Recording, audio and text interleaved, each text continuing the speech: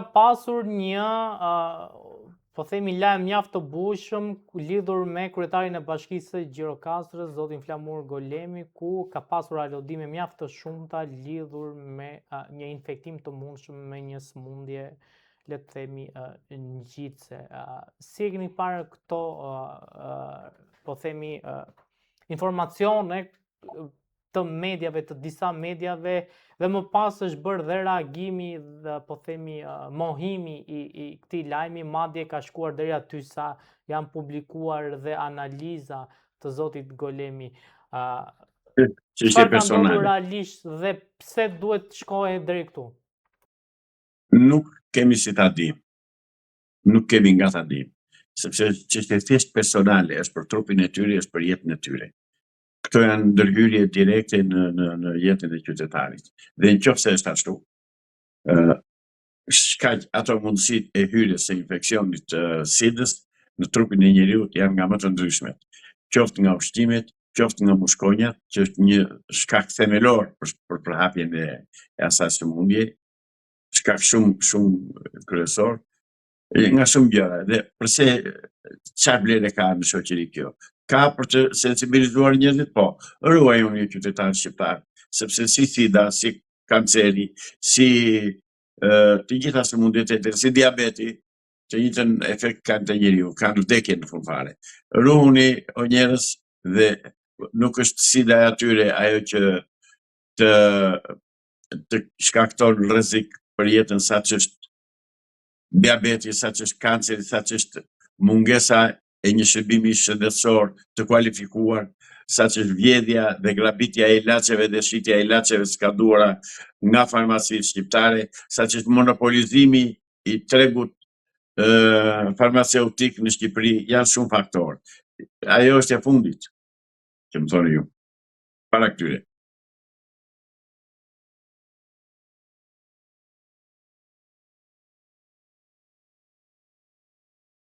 Në fakt, policia ka marrë të pandehur personin që e ka shpërndarë si informacion. Mendoni që është një gjë e drejtë, po themi kjo që bëri policia, dhe a duhet të ketë kujdes në shpërndarje këtyre informacioneve? Shumë mirë ka bërë.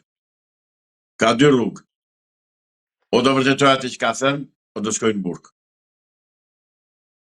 Unë mbi thirrje Flamur Golemit, meqense ka mbiemrin e fshatit tim, sepse para 100 sa vjetësh ka nikur nga Golemi ata dhe janë vendosur në Fushball, i mbi thirrje, i hap gjyqja ti personi dhe ti kërkoj dëm shpërblim, sa ai të mos e ngërë kokën më kurrë që është marrë me këtë punë. S'ka që duhet ati se çka me shëndetin e tij dhe me trupin e tij. Çdo të thot me ata.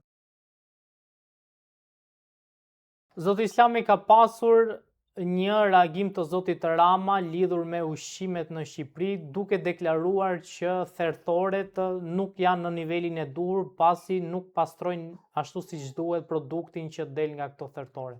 Mendoni që ky është problemi i vetëm në Shqipëri? Të paktën në aspektin e ushqimeve? Jo. Atë ka bërë për tjetër punë ai. Nuk e ka hallë se ju prish punë atij se thertoret nuk janë në kushte higjienike tjera, sepse ato rregullohen për një herë. Me një herë rregullohen. Me një herë, një të grumbulluar bën mbetjet, edhe i azhison, i neutralizon, i bën siç i bën e gjithë bota. Jo, qëllimi është gjetë, qëllimi është që të zhduken bakteria, të vijë mishi i infektuar nga Brazili, të vinë mbeturinat e Brazilit këtu, të vijë ashtu quajtur mish sintetik i prodhuar në laboratoret e ndryshme të botës. Është ai qëllimi, nuk është ky zotërin. Nuk i prishet puna e Tiranës për shëndetin e popullit, se nuk ka dalë akoma të bëj autokritik dhe të thotë që ne kemi vrarë me qindra njerëz duke i detyruar të vaksinohen. Se kjo u vërtetua publikisht që vaksinat ishin vrasëse. Pra nuk e ka se u bë merak për shëndetin e njerëzve. Edi Rama zotëri është një armik patologjik i kombit shqiptar dhe i shtetit shqiptar. Që ta dini. Zoti Islami, çfarë nuk shkon me ushqimet shqiptare? Importi i ushqimeve që vijnë nga Serbia. Kjo nuk shkon. Heqja e prodhimit vendas.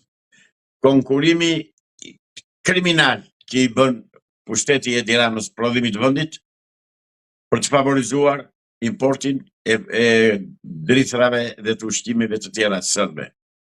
Kjo është shkaku themelor dhe rreziku kryesor që i ka ndosur shqiptarëve. Shqiptarët nuk e dinë. Han miell bukë me miell të infektuar, u japin baktive, mjese të kontaminuar me një helm shumë të rrezikshëm, të cilin nëpërmjet kafshëve pastaj e ham dhe neve, e marrim dhe neve atë helm, e tjera. Nuk është Edi Rama për kontrollin e ushqimeve në Shqipëri, zotëri, se ka një llogari të thjeshtë. Janë disa fabrika që prodhojnë produkte ushqimore. Ushqimore thash, produkte elektorale. Kush ka vajtur dhe ka parë, ka bërë analizë dhe llogari të thjeshtë. Sa qumësht ka marrë nga blegtorët, nga fermat, ta shikoj këto ferma se s'ka ferma që priponese. Sa qumësht ka marrë nga ato dhe sa ka prodhuar djathtë, gjallë, gjizë, dhallë. Këtë se ka bërë njeri llogari. Marrin mua, më japin mua kompetencat, vetëm unë të kontrolloj të shoh si ti nxjerr. Avokat, kemi fabrika qumshti që pretendojnë që kanë marrë qumësht nga fermerët, le të themi nga fshatarët dhe i kanë kthyer kanë krijuar, kanë bërë produkte qoftë djathtë, qoftë edhe produkte të tjera të qumshtit, nën produkte të tjera të qumshtit. Edhe një se u ndërpreve. Apo ka pasur fabrika të rëndësishme dhe të mëdha të qumshtit në Shqipëri, të cilët deklarojnë se kanë marrë qumësht nga fermerët dhe më pas me ato kanë formuar, kanë bërë nën produkte të tjera të qumshtit. Sa po ta thash pak përpara, të shkojmë bashkë. Dhe unë si ta kontrolloj dhe si ta vërtetoj se çfarë kanë bërë. Është e thjeshtë fare. Të shkojmë bashkë. Marrëm një ekip mjekësor, kështu shkencor, dhe nga policia e shtetit, të mbrojtur, të garantuar nga policia e shtetit, dhe të verifikojmë sa qumësht është bërë hyrje, nga është marrë ky qumësht, dokumentat e hyrjes së këtij qumështi në fabrikë, dokumentat e daljes së prodhimit nga ky qumësht, sa djathtë, sa gjallë është prodhuar, se fatmirësisht e bëjmë kollaj atë llogari, dhe ku nga ka dalë kjo pjesë, kjo saci ka që madhe. Jo zotëri, jo. Nuk duan ta bëjnë. Janë këta që po na vrasin.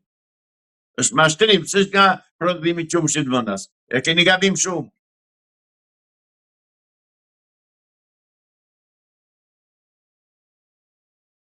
Avokata, besoni që shqiptarët hanë shëndetshëm? Jo. Fare. Vetëm s'kemi të bëjmë.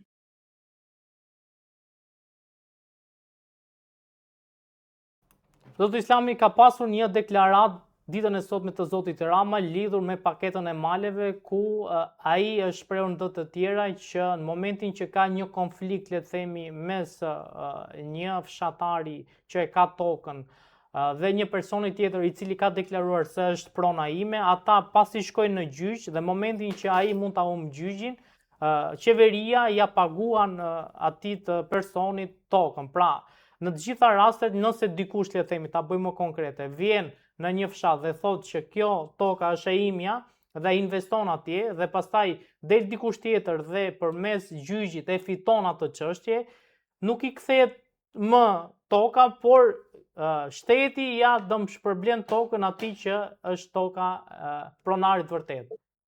Ajo është një tradhti kombëtare, është një vjedhje e strukturuar nga shteti, e organizuar nga shteti dhe e mbrojtur nga struktura të drejtësisë shqiptare që janë tërësisht në dispozicion të hebreut që ka Edi Rama në zyrë dhe që i bën ai të tëra këto veprime. Ç'është kjo pakete maleve nga na doli se po na nxjerrin dhe terminologji tani që të gënjejnë qytetarën e thjeshtë.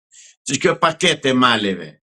Jo zotëri, jo, s'ka paket malesh, ka paket vjedhjes, ka paket grabitjes, ka paket vrasjeje të qytetarëve shqiptarë. Kjo është paketa që bën Edi Rama. Një gjë u them shqiptarëve, asnjëherë mos besoni ato që thotë Edi Rama, besoni ato që bën, shikoni ato që bën.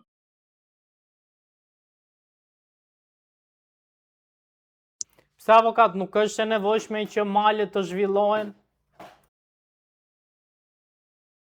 Qa thua? Dhe ti e beson këtë? Qa duhet zhvillosh maleve ti? Të ketë investime në ato zona, pse duhet të lihen djerë? Dakor, qa do bësh, qa duhet, ma thoj konkretisht, se jam flatar, nuk marrë vesh. Të investoj, ai që e ka pronën, ai që ka pronën ta zhvilloj. Me qa ta zhvilloj, ma qa do bëj, se vinë nga i zonë malore unë. Jam rritu në malu, 1200 metra me nivel tetri, kë gënjenaj? Kë gënjenaj bastard? Qa do bëj në malë, më thuaj? Mund të bëj resorte, mund të bëj shtëpi, resort qa do hanë atje në malë? Resorti ku do ta bëj? Pa më thuaj, me qa do ta bëj resorti dhe ku? Dhe përse? Kujt i shërben ai resort? Se u bërë mëndja palate dhe resorte. Jo zotërisht rati kombëtare zbrasje që i bëhet të ardhës e Shqipërisë. Malet kanë qenë alatët historikë që kanë ruajtur gjuhën, zakonet, traditën dhe ekzistencën e kombit shqiptar. Dhe Qifuti që ka Edi Rama atë rëzyrë pikërisht këtë do gjithë godasti. Strehën e fundit që na ka dhënë madhi Zot ku jetojmë. Pse ju besoni që nuk duhen prekur, pra të jenë malet ashtu si çan? Absolutisht, malet janë kullota që mbajnë njerëzit gjallë, na mbajnë frymën gjallë, ushqejmë dhënt, dhit, lopët dhe baktit e tjera. A nuk do jepte zhvillim, po themi, investimet që mund kryen në për këto zona? More të do më thuash konkretisht qa do zhvillosh atje, se ju flisim me fjalë të përgjithshme. Zotërinje gazetare dhe dëgjom këtë dhe po ma bën pyetjen mua. Tani më thuaj ç'kupton ti me fjalën investim atje në majt malin golëm. Ai që ka një tokë atje ta zhvilloj, mund ndërtoj një bujtin, mund ndërtoj një resort, mund ndërtoj një ferm. Ti që këto fjalët bujtina dhe resorte. Më thuaj konkretisht ç'a do bëj, ku do haj, me ç'a do ushqehet atje, me ç'a do ta furnizoj, nga do ta furnizoj. Ç'bëni kështu mos e gjeni vetë. Turistët do shkojnë atje? Po pse më Shqipëria për turistët, do ka ta nisë tani të punojnë për turistët apo për vete? Se s'po e marrë vesh këtë Shqipe, se s'bërë epidemi, turizmi. Në fakt s'ke turizmi. Vinë ca rëmbytje këtu në Shalvare 16 turist, të vish që shikosh turp e faqe e zezë. Edhe janë turistë ata, turistë që do të sjellin të ardhura. Por edhe shqiptarët brenda Shqipërisë, kur të shkoj atje të ketë ku të flej avokat. Ketë një vend, shkon për shefa, i kur velesh, shkon ku di unë, në malet e... Dhe fuqizo prodhimin bujqësor vendas dhe s'ke nevojë për të bërë turizma edhe kështu që më thua në majtë maleve, në malet, ç'do bësh në male? Jo, është puna që të shtetëzohet malit, mos kesh më drejt vesh atje, ti vër traun atje të mos hysh. Për këtë bëhet. Sigurisht që nuk mund të mos e komentojmë edhe situatën që po ndodh në linjën e mesme, ku duket se palët nuk po shkojnë drejt një raundi të dytë negociatash, pasi Irani ka refuzuar që të ulet në bisedime me Shtetet Bashkuara të Amerikës. Si e gjykoni këtë vendim të Iranit dhe apo shkohet drejt një tensioni më të madh lidhur me luftën që ka nisur prej më shumë se një muaj? Luftën në lindjen e mesme e bëjnë ata që kanë nxitur dhe kanë financuar luftrat gjatë gjithë historisë nga mesjeta e këtej. Dihet kush e bën luftën në Iran. Por jam plotësisht me shtetin edhe me popullin iranian, jam kundër asaj lufte, jam kundër bombardimeve amerikane atje dhe jam kundër komandës që kanë marrë Shtetet e Bashkuara të Amerikës nga një kriminal që quhet Netanyahu. Praktikisht Amerika po bën lojën dhe po lufton, po vret njerëz të pafajshëm në Iran në shërbim të Izraelit. Amerika këtë gjë bëri dhe në 2003-2002 kur sulmoi Irakun dhe shkatërroi fare si shtet, një shtet me histori mira vjeçare, duke e justifikuar me faktin që ka armë të dëmtimit në Mars e tjera vajtën së gjetën asnjë gjë. Dhe s'kan bërë autokritikë dhe sot e kësaj dite pranojnë se gabim. E njëjta gjë po bëhet dhe sot me Iranin. Nuk jam dakord me atë luftë, jam kundër asaj lufte, jam me popullin italian, jam kundër Qifutëve, jam kundër Netanyahut, jam kundër vrasjeve dhe krimeve që po bëhen qoftë në Iran, po qoftë edhe për fëmijët dhe gratë e njerëzit e pafashëm qytetarë që vriten Izrael. Se vriten dhe Qifut Në Izrael pritet dhe arab. Dhe vrasjet arabe janë vrasje genocidale, janë vrarë 30 grade fëmijë edhe pleq. Këto i ka bërë miku i këtij Kuislingut që qeveristy që quhet kryeministër, i këtij tradhtarit kombë shqiptar, i këtij rreziku kombëtar. Edi Rama aktualisht është rrezik kombëtar bashkë me klikën që e mbështet. Dhe ata duhen qëruar nga pushteti. Po s'ka kush heqi natyrisht. Në fakt duket se po themi mund të shkohet drejt rifillimit të një lufte mes SBA-s dhe iranianëve. Besoni që një rifillim lufte mund të jetë katastrofike për Iranin? Shiko, Irani nuk është vetëm. Dhe amerikanët të gjithë duhet ta llogarisin. Sepse të tërë dim dhe të tërë shohin, por nuk e thonë, akoma nuk po e thonë. Do ta thonë, por nuk po e thonë akoma. Po e them unë i pari si gjithnjë, që mbas jam dhe i pari, që mbas Iranit është Kina dhe Rusia, që kanë interesa jetike ekonomike në Iran. Kështu që ai presidenti amerikan i ka hyrë detit më këmbë në Iran. E ka të humbur atë luftë, ta din të tërë, sado që të shkatërroj, sado që të djegë të përgëlloj, sado që të përgjysë. Irani është shtet 1.600.000 km². Është më i madh se Evropa. Kështu që me Iranin ata e kanë të humbur betejën. Sa do vazhdoj, si do vazhdoj, nuk e di. Mendoj dhe kështu do bëhet, sipas mendimit tim, që në lojë do hyjë Kina dhe Rusia. Dhe po hyri Kina në lojë do t'i hap front tjetër Amerikës me Tajvan, me interesat amerikane në paqësor. Dhe atje Kina është absolute. Se vetëm ushtar ka 100 miliona, 200 miliona, se sa ka. Kështu që Amerika këtu po vret interesat e popullit dhe të qytetarëve amerikanë në radhë të parë, dhe në radhë të dytë edhe interesat e popujve të tjerë dhe të rrotull qoftë lindjes mesme, qoftë edhe më gjerë, sepse aty është burimi i energjisë për gjithë botën, është nafta, ka interesa të ndërthjellta nga shumë shtete dhe shpresoj që në Amerikë të dalë në burra shteti dhe t'i thonë Netanyahu, stop ku të çon mushka. Apo bëhet gati Turqia për një luftë me Izraelin? Nuk e përjashtoj. Po hyri Turqia në luftë, Izraeli mbaroi. Atëherë do ta zhduken fare nga harta. Kështu që gjëja më e mirë për Izraelin do ishte të tërhiqej, të mbyllej atje në vendin e tij, të shikojë të rregullojë problemet dhe dëmet që janë shkaktuar nga lufta me Iranin dhe ta mbylli këtë kapitull se nuk fiton gjë. Është e pamundur që të realizojë Izraeli atë shtetin e madh izraelit që ka në doktrinën e tij historike këtu e mira vjeçare. Zotëri, popujt janë ngritur tani, popujt janë rritur, popujt janë zgjuar, popujt janë armatosur, janë fuqizuar. Është e pamundur që të dalë një shtet çifut të luftoj dhe të fitoj luftën. Edhe veçanërisht me Turqinë. Mos harroni që si me Iranin dhe me Turqinë janë dy popull të rrimë, dy popull që luftojnë, nuk janë zbatarak. Dhe Izraeli këtë gjë di mirë. Izraeli këtë gjë e di mirë.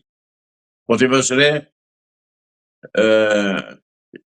iranianët shkojnë në luftë me fjalën Bismillah. Turqit i pashtu janë fetarë. Pra, kemi dy popuj që janë luftarak, që kanë histori, që kanë tradit, që kanë kulturë, janë shtete nga 600-700 vjeçar, Irani është 2500 vjeç shtet. Turqia, të paktën shtet modern i organizuar, është që nga viti 1400 e këtej, më përpara 1300. Pra nuk fitohet lufta atje me Turqinë. Dëshiroj me gjithë shpirt që të futet Turqia dhe të shkarosi fare nga faqedheutat të Izraelit. Pse ju mendoni se Turqia është më e fortë se Izraeli nga ana ushtarake? Nuk bëhet fjalë fare, as mos e diskutoj hiç. U ruashin avionët. Shkon, po shkeli këmbë ushtarit, ke mbaruar. Mbaj avionët sa të duash. Jo që Turqia nuk është pa avion, nuk është pa raketa, nuk është pa arma time moderne, është armatosur dhe Turqia që s'ke me atë punë. Kështu që Izraeli do bëj mirë llogarit para se. Edhe ajo ja shpjeguoi këtë ramburoj e hekur që pretendonte Izraeli i dolli një hiç basi raketat balistike iraniane e bën çarçaf.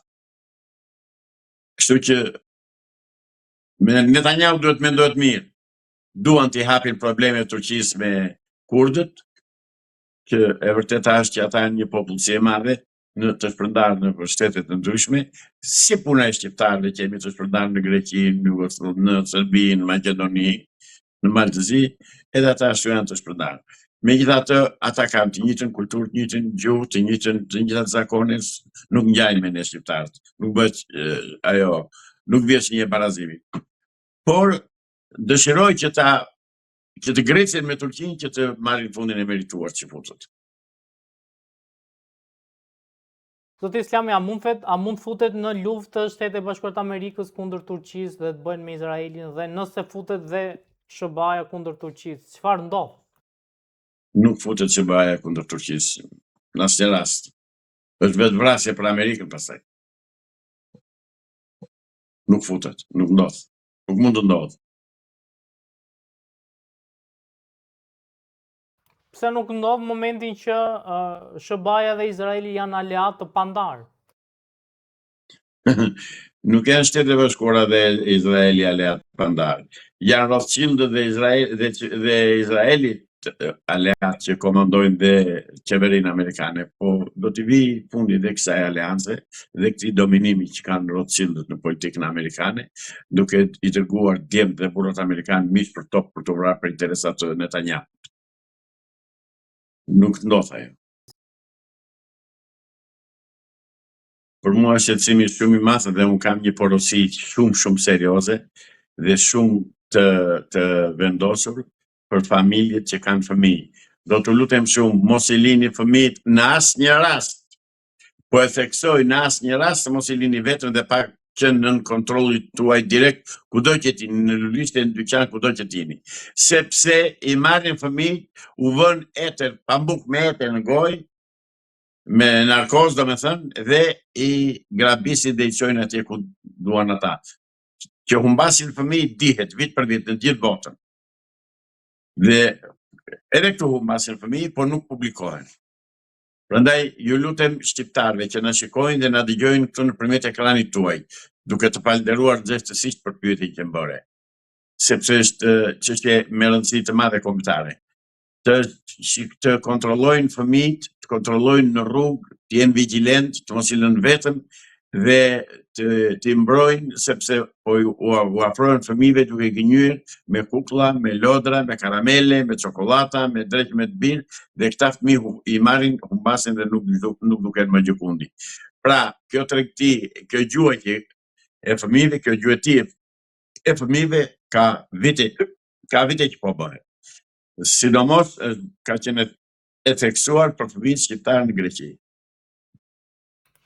Avokat, po pati një reagim të policisë të shtetit ku theksoi se s'ka asnjë shqetësim lidhur me gratë të cilat shfaqin në video, pasi ato ishin mujahedin dhe e kishin për shkaqe humanitare. Qa shkaqe humanitare? Kujtja thonë ato? Me këtallën. Dhe policia duhet të jetë e kujdesshme në këto, dhe unë i bitiri drejtorit përgjithshëm të policisë shtetit, se kam respekt për të, sepse i janë drejtuar për probleme të tjera të punës time dhe më është përgjigjur, dhe këtë duhet ta them, drejtori i ri i policisë të shtetit po flas. Dhe e vërteta nuk është ashtu si thonë, jo arsye humanitare, ku diun, fëmijët kanë prindër.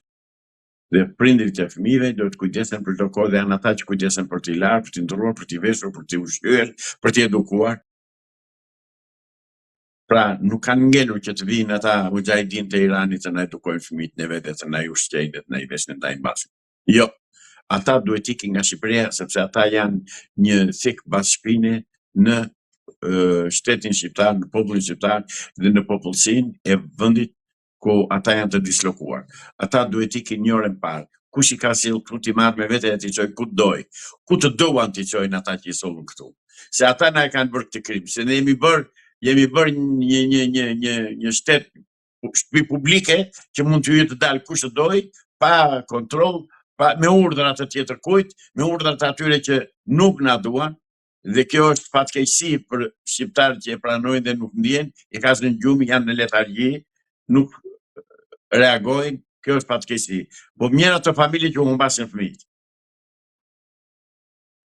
Avokata, duket shqetësuese që policia e shtetit thotë që nuk ka asnjë problem dhe është për shkaqe humanitare, po themi, kontaktimi atyre me fëmijë, kur në fakt pse duhet që ato të kontaktojnë direkt me fëmijët kur mund të kontaktojnë me prindrit? Të faleminderit shumë. Qëse ata që kanë kaq human dhe kaq të mirë, shkojnë atje ka familje të varfra sa të duash. Sa të duash ka familje të varfra. Të kontaktojnë me familjet e varfra, të japin ndonjë ndihmë, ndonjë çfarë kanë mundësi dhe çfarë të kenë nevojë familjet, jo zotëri. Nuk e bëjmë për arsye humanitare dhe policia duhet të jetë e kujdesshme në këtë lloj njoftimesh që bën, në këtë lloj karakterizimesh që i bën këtij fenomeni. Ky është një gjyëtie e fëmijëve, është një gjyëti mbarbotrore, që e marrin kriminalët që prodhojnë adrenokrom. Është droga më e shtrenjtë në botë, është $1 miliard 1 kilogram, që edhe merret nga pjesa e syve të fëmijëve të vegjël. Dhe si e marrin fëmijët e vegjël 2 vjeç, 3 vjeç, 4 vjeç, i rrafin egërsisht sa ata gati sa humbasin ndjenjat dhe në atë moment pastaj fillojnë dhe u marrin gjakun këtu dhe ata fëmijë vdesin i qërojnë. Është fenomen i njohur edhe ngrënia e mishit të njeriut. Doli në Epstein, doli gjithandej, Epsteini me fëmijë ka punuar, ka vepruar, po të fundit pash në media që ka dhe në Shqipëri, që ka zbuluar një deg Epsteini shqiptar i quajtur, pra ai furnizohet me këta fëmijë furnizohet, dhe ndaj unë ju bëjthiri e familjeve shqiptare. Kontrolloni fëmijët në çdo sekond, minut për minut, se 1 sekond po e humbët vigjilencën, fëmija ujku. Dhe s'keni për ta gjetur kurrë në kurrës, se i kam tëra mjetërcoj për t'i zhdukur.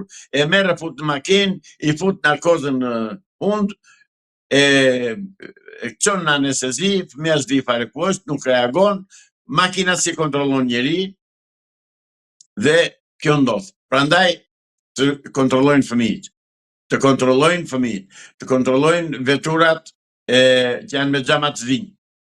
Të kontrollojnë veturat janë me xhamatzinj, janë me le apo s'janë me le, kush janë pronarët e tyre dhe me se merren, cilë është aktiviteti e tyre.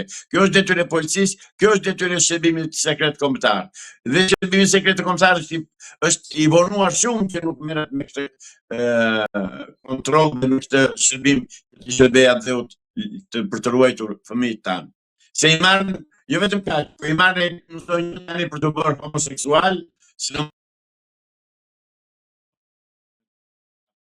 Avokata, duhet që ketë, po themi, këtë panik në publik lidhur me këtë fenomen dhe ajo që të bën përshtypje është pse janë, po themi, ky komunitet i mujahedinëve që po e kryen këtë proces humanitar, pra pse edhe ata nuk janë mujahedin. Pikërisht në një, po themi, kohë kur në Iran po luftohet. Ata nuk janë mujahedin, ata janë spion të Izraelit, ata janë antikombëtar për vendin e tyre. Nga ata s'kemi asnjë lloj leverdie, asnjë lloj interesi dhe asnjë lloj miqësie. Nuk dua t'i njoh fare, nuk dua t'i shikoj fare me sy, sepse janë të dërguar dhe të stërvitur dhe të udhëzuar nga struktura qifute për të mbledhur fëmijë. Pik. Të ikin këtej, thash, ikin sa më parë, të zhduken nga Shqipëria, nuk janë për të mirën tonë, kemi vetëm të këqija prej tyre, asnjë gjë të mirë.